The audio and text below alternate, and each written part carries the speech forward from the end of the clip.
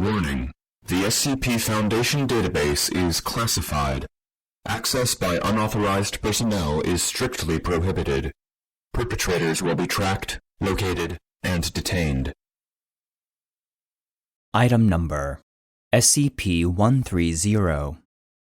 Object Class: Euclid.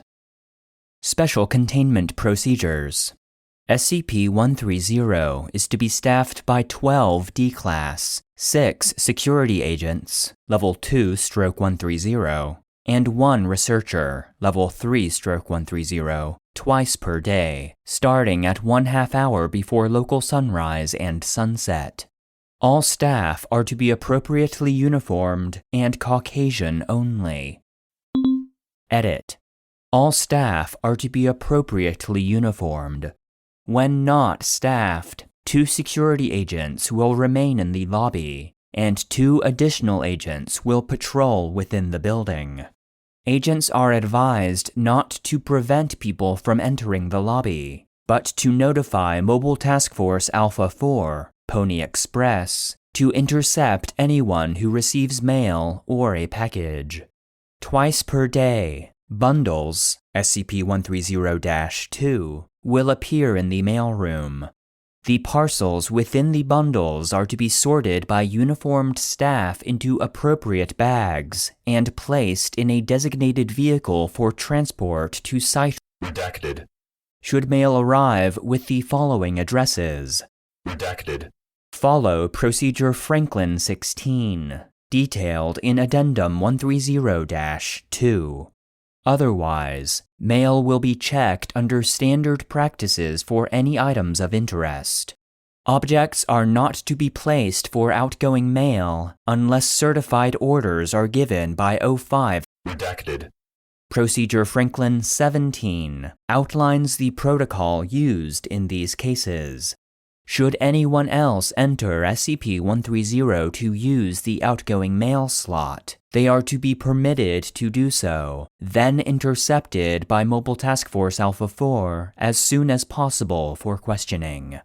The incident is to be reviewed through security tapes and the outgoing mail watched for in subsequent bundles and checked through the list of previous parcels delivered. Description: SCP-130 is a post office in Redacted. South Africa, constructed in 18. Redacted.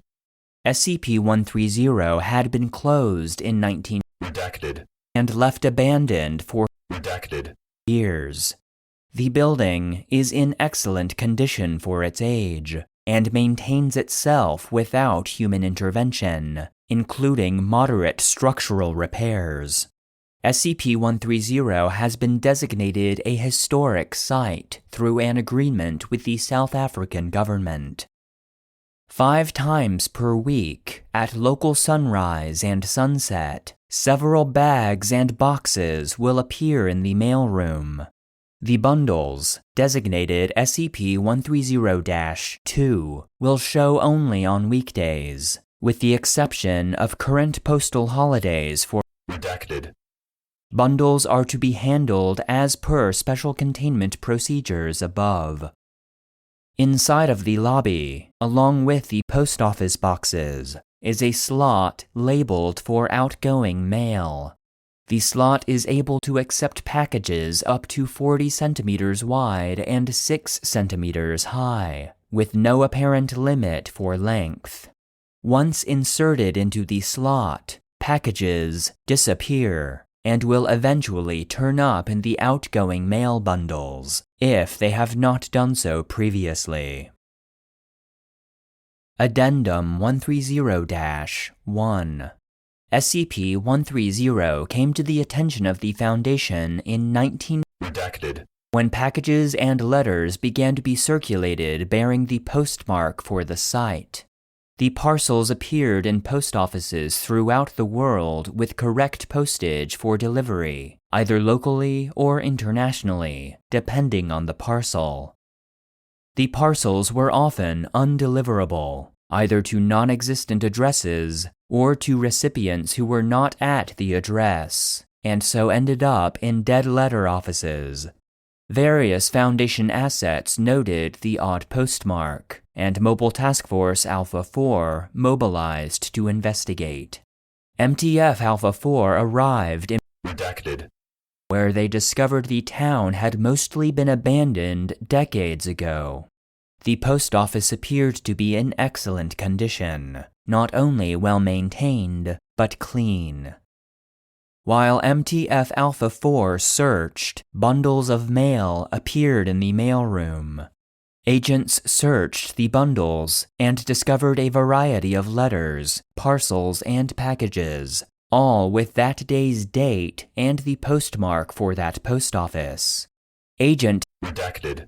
attempted to open one of the parcels, which resulted in the agent vanishing from sight. 6 days later, a package appeared inside Redacted. his mailroom. Inside of it was the agent and an envelope with a receipt for postage due. The agent had "Return to Sender" and "Postage Due" tattooed on their back and was in a comatose state. The agent remained in that state until the envelope was delivered to SCP-130's outgoing mail slot, whereupon the agent returned to consciousness with no recollection from the time of disappearance. Similar results also occurred when agents tried to take away or damage either the parcels or the post office itself. Further investigation led to the current containment procedures, where D-Class personnel in Redacted. uniforms circa 19 Redacted. sort through the mail when it appeared. Once processed and put in a marked Redacted. vehicle, the mail can then leave the area unmolested. If the bundles are untouched, however, the bundles will vanish and later appear in the postal systems of the world in order to be delivered. Addendum 130-2. Through examination of the mail parcels over the past Redacted. years, research has shown certain trends. Over Redacted. % of the mail is of a mundane nature, except for the matter of the postmark. Exceptions to this are letters that were apparently unsent for whatever reason, and temporally displaced letters. The former, while odd, will be destroyed in order to protect the nature of SCP-130. The latter will be examined and results submitted to Redacted. letters addressed to Foundation sites or personnel are to be sent to site Redacted. where they will be reviewed by Department. Redacted. Reports shall be classified under Project Redacted. pending Overseer review. Procedure Franklin 16. When mail is specifically addressed to Redacted. the mail is to be sealed in a case with active countermeasures and brought to the office of the present Level 5/130 supervisor. Mail will then be screened for possible explosive, chemical, biological, memetic, or Redacted. threats. After screening, the mail will be opened and assessed. While no new artifacts requiring secure containment have arrived, the possibility cannot be ignored. Mail either addressed to or intercepted by the office is often temporally sensitive, and as such, impact must be minimized to limit changes. The possibility of the information being used to alter present-day events detrimentally must also be weighed. Using the information given by SCP-130 to alter events requires a 2/3 supermajority vote by the Overseers. Examples of intercepted messages are stored within Document 130-1 and require Level 4/130 clearance to access. Mail with the following code phrase Redacted. is to be immediately delivered after screening, without being read by the present Level 5/130 supervisor. After doing so, that code phrase is to be invalidated, and the next one brought in line. Procedure Franklin 17. All outgoing mail is to be sent with appropriate current postage for redacted at the time of sending, and must be marked with the code phrase redacted. The mail sent by this method is to be logged, then cross-checked with past parcels to ensure temporal integrity. Upon attempt at mailing, should a receipt appear for postage due, the amount shall be placed in an envelope and put in the outgoing mail slot. The slot will accept the following currencies: rands, euros, and redacted. The use of counterfeit currencies will result in a lethal reaction by SCP-130, and an additional fine will be levied until mail can be sent again. Addendum 130-3. After the end of apartheid, SCP-130 no longer restricts postal staff to be white only. Incident 130-6. On Date redacted. 19 Redacted. a package for one Redacted. arrived with the address for a post office box at the site. Dr. Redacted. The researcher assigned to SCP-130 placed the parcel into the POB and waited. Redacted. Minutes later, an unknown person identified as the addressee walked into the lobby. The subject appeared to be briefly puzzled and walked over to the box.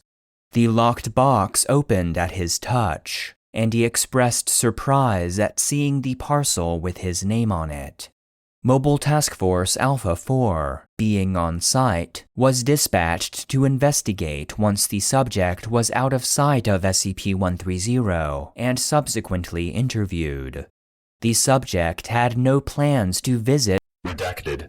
that day, but had felt an unexplained desire to go there while driving nearby to visit family in the area. Upon opening the package, Redacted. a Class A amnestic was administered to the subject, who was released after memory insertion. The requested file requires Level 4/130 clearance to access. Please input security credentials. Access granted. Document 130-1. Executive Summary of Instances, SCP-130-2. To this date, there have been Redacted. 1,000 instances of SCP-130-2 that fall under Procedure Franklin 16, and with certain exceptions, all have been reviewed by this office. Below are brief summaries of sampled parcels addressed to persons of note both within and outside of the Foundation. Addressee: Dr. Alto Clef. Summary: to this date, Dr. Clef has had Redacted. 100 parcels addressed to him in a variety of fashions, up to using valid code phrases per Procedure Franklin 16. In each and every case, these parcels have contained a wide variety of means to assassinate the doctor, tied with either gloating, terse judgments, or even apologies. Notes: after Redacted. deaths and Redacted. $1 million worth of damage to Foundation material, all missives addressed to Dr. Clef are to be thoroughly scanned and opened by remote under Hazmat 3 conditions, as per 05's Redacted. orders. Due to the incident on Date redacted. 2000, Redacted. only D-Class personnel should handle the mail and be within 50 meters until disposed of. Addressee: Dr. Agatha Wrights. Summary: Dr. Wrights has had a variety of greeting cards sent to her, denoting such things as birthdays, anniversaries, and holidays such as Mother's Day from redacted, redacted, and redacted, notes.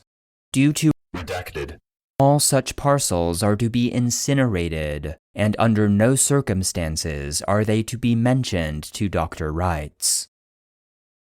Addressee: Dr. King. Summary: each Arbor Day for the past redacted, years, a variety of Apple-based products have been mailed to Dr. King, including seeds, cider, and brandy. Every September 26th, a biography of John Chapman, aka Johnny Appleseed, has appeared. Notes by Dr. redacted, Present Level 5/130 Supervisor. Christ, what did this guy do to SCP-130? I don't even think he's been to South Africa.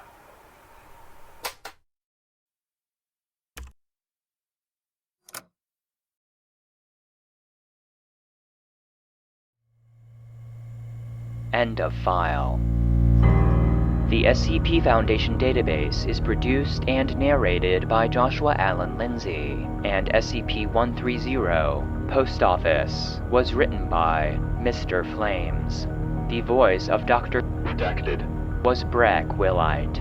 Support for the database is solely provided by our patrons on Patreon. Please consider supporting the show at patreon.com/the SCP Foundation database to gain access to exclusive benefits, including bonus content, joke SCPs, merch, the ability to request episodes, and an invite to our private Discord server.